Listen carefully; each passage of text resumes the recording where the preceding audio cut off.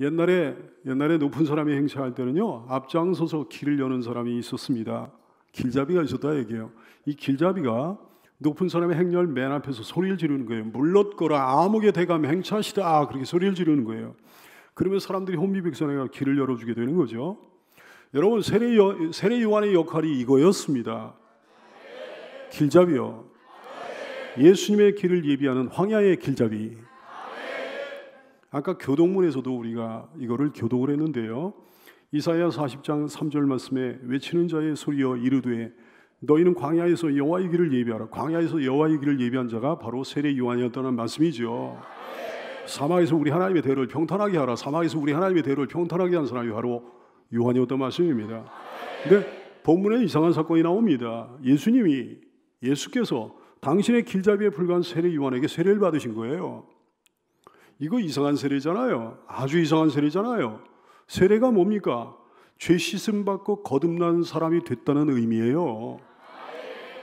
근데 예수님이 왜 세례를 받으십니까? 예수님이 죄 씻음 받을 게 뭐 있습니까? 예수님이 새 사람으로 거듭날 이유가, 필요가 뭐가 있습니까? 우리는 안 그렇죠. 우리는요, 모두 이전 것은 죽고 새롭게 될 필요가 있는 사람들입니다. 우리는 세례를 받아야 됩니다. 하지만 예수님은 그럴 필요가 전혀 없는 분이시잖아요. 예수님은 거룩하신 하나님이십니다. 세례 요한은 예수님의 피조물에 불과합니다. 근데 하나님께서 피조물에게 세례를 받으시다니요. 의로운 분이 죄인에게 세례를 받으시다니요. 있을 수 없는 일 아닙니까? 얼마나 이상한 세례입니까? 오늘 나오는 세례 사건이요, 예수님 공생의 첫 번째 시작이에요. 예수님은 세례를 받기 전에는 아무 일도 안 하셨습니다. 복음도 안 전하셨어요. 설교도 안 하셨어요. 제자들을 부르지도 않으셨습니다. 사람들을 불러 모지도 않으셨습니다. 병자들의 질병을 고쳐주지도 않으셨어요. 기적을 행하지도 않으셨습니다. 예수님은 세례 요한에게 세례를 받으신 후에야 비로소 활동을 시작하십니다. 이 점이 이해가 됩니까? 예수님이 구태여 그러실 필요가 있냐 얘기예요. 예수님은 세례를 안 받아도 아무 상관없으신 분이에요. 씻음 받아야 될 죄가 있는 것도 아니고, 세례를 안 받는다고 해서 뭐 능력을 행하지 못하신 것도 아니고요. 세례를 안 받는다고 해서 무슨 십자가 사역을 못 하신 것도 아니고요. 세례를 안 받으신다고 해서 뭐 부활을 못 하신 것도 아니지 않습니까? 우리에게나 세례가 중요한 거지 예수님께는 별로 중요한 것 같지가 않아요. 예수님은 세례 같은 거 안 받아도 아무 상관없으십니다. 근데도 일부러 세례를 받으셨어요. 무엇 때문일까요? 물론 이유가 있습니다. 그 이유를 설명하기 위해서 세 가지 단어가 꼭 필요합니다. 겸손, 속죄, 그리고 교회. 이 세 가지 단어요. 사랑하는 여러분, 이 이상한 세례의 의미를 깨달아 아는 여러분 되시기를 바랍니다. 예수님의 이 수세를 통해 큰 은혜 누리는 여러분 되시기를 축원합니다. 먼저는 겸손이에요. 예수님은 요한에게 세례를 받으심으로 당신이 세상에 어떤 신분으로 오셨는지를 말씀해 주신 겁니다. 예수님은 자만과 교만과 오만의 왕으로 세상에 오신 게 아니에요. 겸손의 왕으로 오신 거예요. 겸손의 왕이시기에 피조물인 사람에게 세례를 받으신 겁니다. 스가랴 9장 9절 말씀, 시온에 따라 크게 기뻐할지어다, 예루살렘에 따라 즐거이 부를지어다. 예수님의 탄생에 대해서, 예수님의 사역에 대해서 예언을 하시면서 스가랴서를 통해 그러신 거예요. 보라, 너의 왕이 내게 임하시나니 그 왕은 공의로우시며 그 왕은 구원을 베푸시며 그 왕은 왕이신데 겸손하여서 나귀를 타시나니 나귀의 작은 것 곧 나귀 새끼니라. 겸손의 왕이신 예수님께서 나귀 새끼를 타고 예루살렘 성에 입성하셨잖아요. 이 장면을 스가랴서를 통해 예언을 해놓으신 거예요. 사랑하는 여러분, 한 가지 질문할까요? 예수님 세상에 왜 오셨습니까? 한마디로 얘기하면 섬기러 오셨습니다. 마가복음 10장 45절, 인자가 온 것은 섬김을 받으려 함이 아니라 도리어 섬기려 하고 자기 목숨을 많은 사람의 대속물로 주려 함이니라. 얼마나 낮아지셨습니까? 얼마나 자신을 낮추셨습니까? 빌립보 2장 5절 이하는 말씀합니다. 너희 안에 이 마음을 품으라. 곧 그리스도 예수의 마음이니 그는 근본 하나님의 본체시나 하나님과 동등됨을 취할 것으로 여기지 아니하시고 오히려 자기를 비워 종의 형체를 가지사 사람들과 같이 되셨고 하나님이신데 사람들과 같이 되셨고 사람의 모양으로 나타나서 자기를 낮추시고 죽기까지 복종하셨으니 그 십자가의 죽으심이라. 군림하러 오신 게 아닙니다. 섬기러 오신 겁니다. 수건을 두른 제자들 앞에 발을 내밀러 오신 게 아니에요. 손수 수건을 두르시고 제자들의 발을 닦아주러 오신 겁니다. 호령하는 정복자 되기 위해 오신 게 아니에요. 십자가에서 죄인의 모양으로 죽기 위해 오신 겁니다. 우리 주 예수님 십자가에서 죽으시기까지 그 사역의 모양을 한마디로 얘기하면 섬김이었습니다.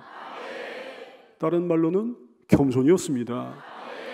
그렇기에 사람에게 세례를 받으심으로 사역을 시작하신 거예요. 겸손의 왕으로 오셨음을 보여주기 위해 세례를 받으심으로 사역을 시작하신 거예요. 섬기러 오셨음을 나타내기 위해 사람에게 세례를 받으신 겁니다. 교만한 자들을 위해 오신 것이 아니고 겸손한 사람들을 위해 오셨음을 보여주기 위해 사람에게 세례를 받으신 거예요. 잘난 사람들을 위해 오신 게 아니라 못난 사람들을 위해 오셨음을 나타내기 위해 사람에게 세례를 받으심으로 사역을 시작하신 겁니다. 예수님은 당시에 나사렛에서 살고 계셨는데요. 나사렛 집에 계시다가 요한이 자기 동네 나사렛에 왔다는 소식을 듣고 야, 그 김에 세례를 받아야 되겠다. 그래가지고 세례를 받으신 게 아닙니다. 일부러 먼 길을 찾아가지고 세례 요한을 만나 세례를 받으신 거예요. 오늘 9절 말씀, 그때 예수께서 갈릴리 나사렛으로부터 와서 요단강에서 요한에게 세례를 받으셨다고 그랬어요. 오늘 예수님께서 세례를 받으신 그 장소는요, 아마도 여리고성 동편의 요단강을 의미하는 것 같아요. 여호수아가 백성들을 인도해가지고 건넜던 바로 거기입니다. 나중에 엘리야와 엘리사가 함께 건넜던 바로 그 요단강입니다. 거기에요. 그 장소예요. 예수님이 살고 계시는 나사렛으로부터 무려 300리 정도 떨어진 곳이에요. 예수님께서 요한에게 세례를 받으시기 위해 나사렛 동네를 출발해가지고 300리의 여행을 하셨던 말씀이에요.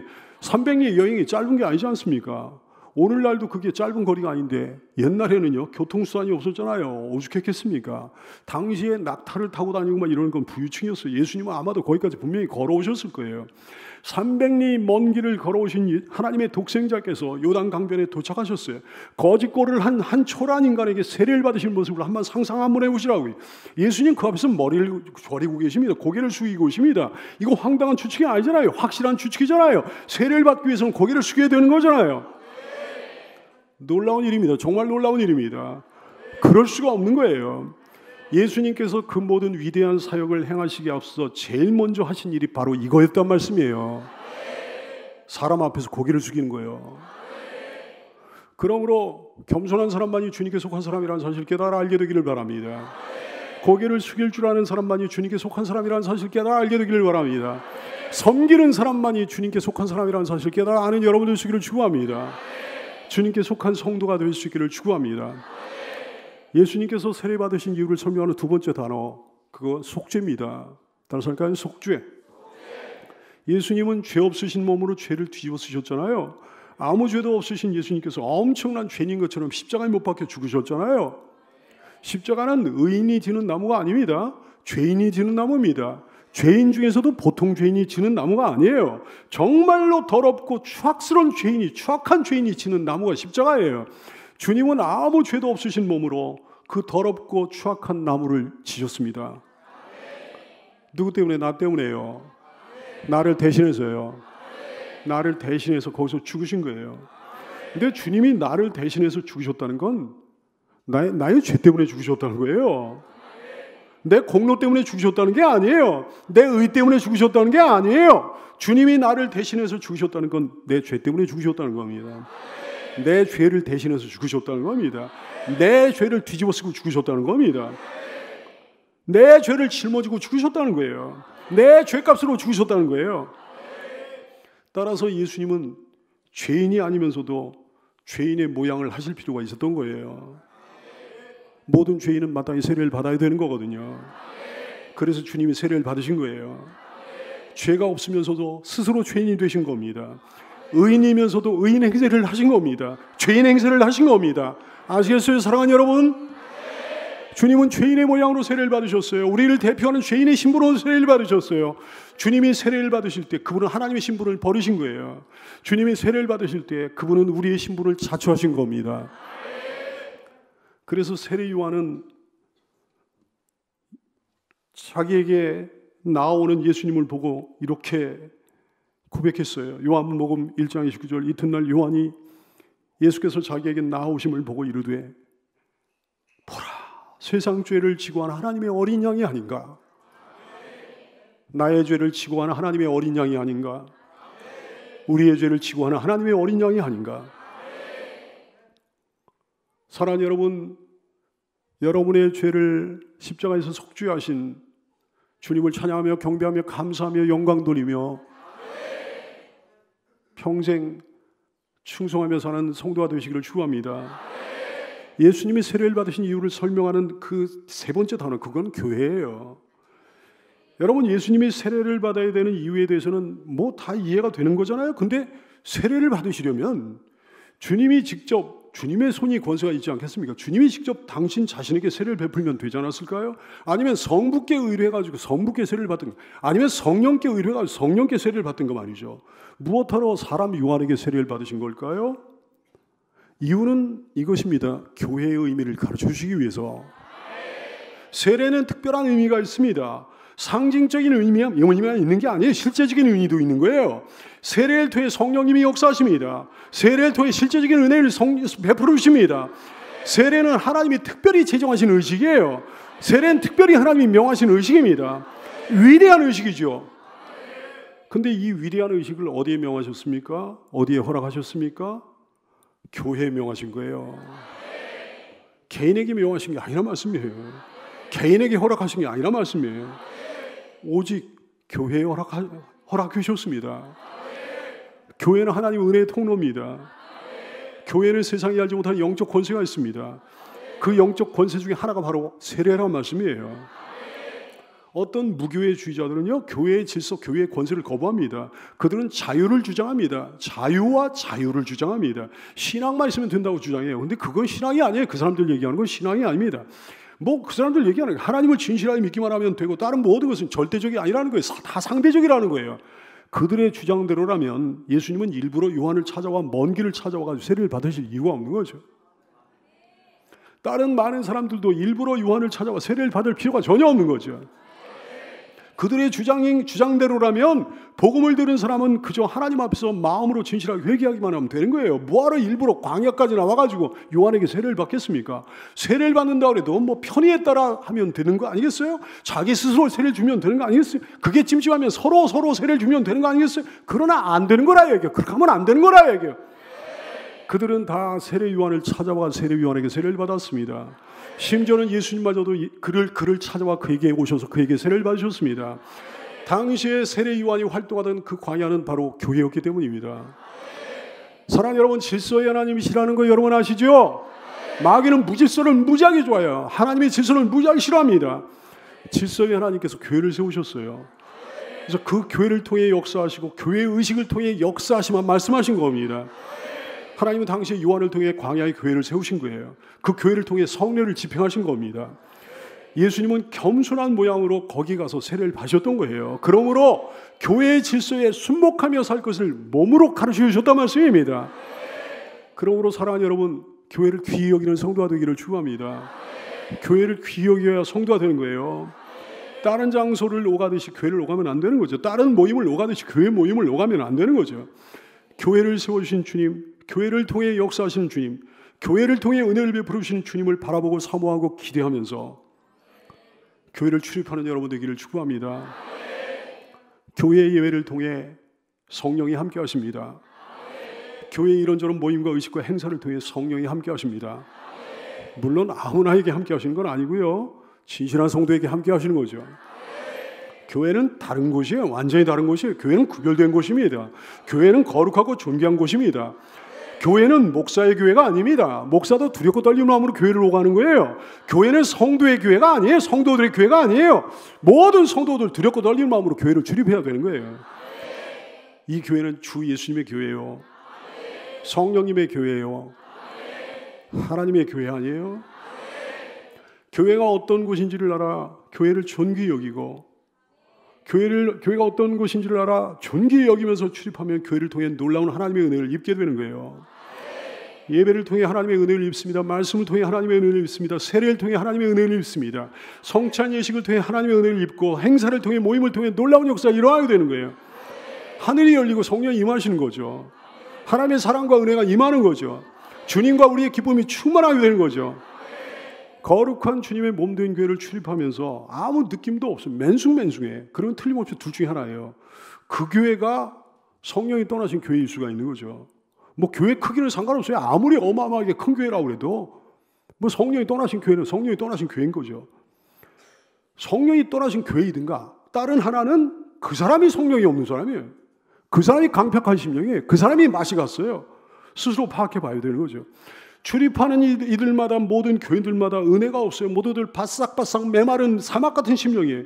한시 빨리 그 교회를 떠나야 되는 거예요. 성령이 그 교회에 함께 하시지 않으니까 자기도 거기 있다 어떻게 될지 모르는 거죠. 그러나 다른 사람들은 안 그러는데 나는 유독 맨숭맨숭하고 그렇다면 자기를 돌아봐야 되는 거예요. 분명히 그 사람의 심령에 큰 문제가 생긴 거니까. 우리 교회 성령이 함께 하십니다. 우리 교회에 속해 있고 앞으로 우리 교회에 속할 모든 성도들 한 사람도 빠짐없이 다 은혜 충만한 신자들이 될 줄로 믿습니다. 이 거룩한 주님의 몸된 교회를 존귀 여기는 성도가 되시기를 축원합니다. 이제 주님이 세례를 받으시고 물에서 나오셨어요. 그러자 주님 앞에 어떤 일이 벌어집니까? 하늘이 장엄하게 열렸습니다. 10절 말씀 곧 물에서 올라오실 때 하늘이 갈라진과 성령의 비둘기가 자기에게 내려오심을 보셨다 그랬어요. 하늘이 갈라졌다는 말씀에 주목해 보십시오. 하늘이 갈라진 거예요. 하늘문이 열린 거예요. 문이 그냥 보통 문이 열린 게 아니고 하늘문이 열린 거예요. 예수님 앞에. 하늘의 문에 관한 말씀은 성경에 여러 번 나옵니다. 창세기 28장 17절 말씀. 이스라엘의 조상인 야곱이 베델 광야에 갔을 때 거기서 하늘 문을 봤어요. 이에 야곱이 두려워하여 이르되 두렵도다 이곳 베델이여 이곳은 다름 아닌 하나님의 집이요 여기는 하늘의 문이구나. 하늘의 문이 열린 걸 봤어요. 말라기 3장 10절 만군의 여호와 이르노라 너희의 온전한 11조를 창고에 들여 나의 집에 양식이 있게 하고 그것으로 나를 시험하여 내가 하늘 문을 열어주지 않나 보라 그랬어요. 너에게 복을 쌓을 것이 없도록 붙지 아니하나 보라 그랬어요. 계시록 4장 1절 말씀. 2일 후에 사도 요한이 보니까 하늘에 열린 문이 있는데 내가 들은 바 처음에 내게 말하던 나팔소리 같은 금성이 이르되 이리로 올라오라 그러신 거예요. 하나님이요. 사랑하는 여러분, 문이 열린 건 좋은 거죠. 그렇죠? 문이 열렸다는 말 속에 담기는 의미 한번 생각해 볼까요? 문이 열렸어. 이 말에 담기는 의미 얼마나 좋습니까? 문이 닫혔다, 문이 잠겼다, 얼마나 깝깝합니까? 반면에 내 앞에 문이 활짝 열렸다, 얼마나 시원합니까? 얼마나 기분이 좋습니까? 근데 그냥 문이 아니에요. 하늘 문이 열린 거예요. 할렐루야. 이런 가슴 떨리는 은혜가 어디 있겠습니까? 예수님께만 하늘 문이 열린 게 아니에요. 하늘이 열린 걸 본 사람이 여럿입니다. 최초의 순교자 스데반 집사님이요. 스데반 집사님 순교당하실 때 이제 죽기 직전에 하늘이 열리면서 돌에 맞아 죽기 직전에 하늘이 열리면서 주 예수님께서 하나님 보좌 우편에 계신 것을 봤습니다. 사도행전 7장 55절 이하의 말씀. 스데반이 성령 충만하여 하늘을 우러 주목하여 하나님의 영광과 및 예수께서 하나님 우편에 서신 것을 보고 말하되 보라 하늘이 열리고 인자가 하나님 우편에 서신 것을 보노라 그랬어요. 보라 하늘문이 열린 걸 보라 그랬는데 스데반 집사님 외에는 본 사람이 없어요. 대부분 스데반 집사님만 봤어요. 스데반 집사님 앞에만 하늘문이 열린 거예요. 사도 바울도 아직 예수님께 돌아오기 전에 다메섹 도상에서 하늘이 열리는 걸 봤습니다. 근데 하늘이 열리면서 빛이 쏟아져가지고 그의 눈을 잠시 멀게 했죠. 사도행전 9장 3절 사울이 길을 가다가 다메섹에 가까이 이르더니 호련히 하늘로부터 빛이 그를 둘러 비췄다 그랬어요. 그 후에도 사도 바울은요 3층천이 셋째 하늘입니다. 셋째 하늘이 뭐예요? 첫째 하늘은 뭐예요? 푸른 하늘이죠. 둘째 하늘은 뭐예요? 우주잖아요. 셋째 하늘이 뭡니까? 천국이잖아요. 3층천이요. 3층천까지 가보는 신비로운 경험을 하나님께서 하게 하십니다. 고린도서 12장 2절 말씀 내가 그리스도 안에 한 사람을 알오니 자기 자신을 얘기하는 거예요. 그는 14년 전에 셋째 하늘에 이끌려간 자라. 그가 몸 안에 있었는지 몸 밖에 있었는지 나는 모르거든요. 하나님을 아신다 그랬어요. 자기 영혼만 빠져나가서 천국을 간 건지 아니면 자기 몸과 영혼이 함께 천국에 간 건지 그건 자기는 잘 모르겠다 얘기예요. 천국을 경험하셨어요. 다른 제자들은 다 먼저 순교한 가운데 홀로 늦게까지 살아남아 사역을 감당했던 사도 요한도 아까도 얘기했듯이 하늘이 갈라진 체험을 했습니다. 하늘이 열렸다는 건요 모든 사람의 눈에 보이는 게 아니에요. 하늘의 비밀이 보였다는 거예요. 천국의 영광이 보였다는 거예요. 하나님의 은혜가, 하나님의 복이, 그 하나님의 은혜의 통로가 그 사람에게 개방됐다는 거죠. 하나님 복의 통로가 그 사람에게 개통됐다는 거죠. 어떨 때 이런 일이 벌어집니까? 진정으로 거듭나서 주님의 자녀가 됐을 때 이런 일이 벌어집니다. 그 다음에는 예배와 말씀과 성례와 기도를 통해 성령께서 역사해 주실 때 이런 일이 일어납니다. 하늘문이 열릴 때 하늘의 비밀이 알아지고 믿어지고 깨달아지는 거예요. 하늘문이 열릴 때 천국 소망이 생기는 거예요. 하늘문이 열릴 때 천국 소망이 뜨거워지는 거예요. 예수님 빨리 오십시오. 이런 소망이 생기는 거예요. 하늘문이 열릴 때 하나님의 사랑과 은혜와 복이 믿어지게 되는 거예요. 세상 사람은 죽었다 깨어나도 모르는 마음의 평화가 물밀듯이 밀려오는 역사가 일어나게 되는 거죠. 세상이 줄 수 없는 알 수도 없는 평강이 말이죠. 예수님이 세례를 받으셨을 때 하늘문이 열렸다는 건 예수 안에 있는 사람들이 참된 세례를 받을 때도 하늘문이 열린다는 걸 의미합니다. 그렇습니다. 하나님은 우리를 위해 하늘문을 열어주기를 소원하고 계십니다. 예수님의 일생이 그 증거가 되는 거예요. 예수님의 사역을 시작하실 때 하늘이 오늘 열렸잖아요. 모든 사역을 다 마치고 승천하실 때 그를 영접하려고 하늘문이 또 열렸습니다. 우리가 예수님을 영접할 때 하늘문을 열어주시는 하나님은 우리 일생을 통해 수없이 많은 이 하늘문을 열어주시고 우리가 죽을 때 하늘문을 열어주시고 우리를 영접해 주십니다. 여러분 앞에 하늘문이 늘 열려지는 은혜와 복을 받아 누리게 되시기를 축원합니다. 이제 그와 함께 하늘문이 열리면서 하나님의 성령이 비둘기처럼 내려 예수님께 임했습니다. 10절 말씀, 곧 물에서 올라오실 때 하늘이 갈라짐과 성령이 비둘기같이 하게 내려오심을 보셨다 그랬어요. 성령께서 비둘기 모양으로 임하셨어요. 왜 하필이면 비둘기일까요? 사자같이 임하시면, 독수리같이 임하시면 좀 강력하고 좋을 것 같은데 왜 하필이면 비둘기입니까? 비둘기야말로 겸손한 속죄의 상징이기 때문에 그런 거예요. 겸손한 속죄의 상징이신 예수님이시기에 성령 하나님께서 내리실 때도 겸손한 속죄의 상징이신 비둘기의 모습으로 오셨단 말씀이죠. 옛날 이스라엘 사람들은요, 하나님께 어린 양을 제물로 바쳐가 죄사함을 받았습니다. 근데 너무 가난한 사람은요, 양을 하나님께 바칠 수가 없는 거예요. 그만한 재물이 없는 거예요. 재물이 없어가 돈이 없어가지고 너무 가난해가지고 어린 양을 바치지 못한 사람에게 하나님께서는 어린 양 대신에 비둘기를 잡아 제물로 바치라 말명하셨습니다.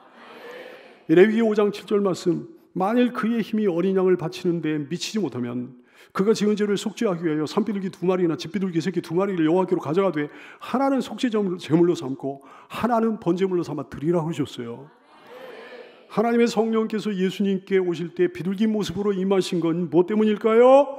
예수님께서 비둘기처럼 가장 겸손하고 가장 초라한 속죄 제물과 번제 제물로 하나님께 바쳐질 것을 암시하고 있는 거예요.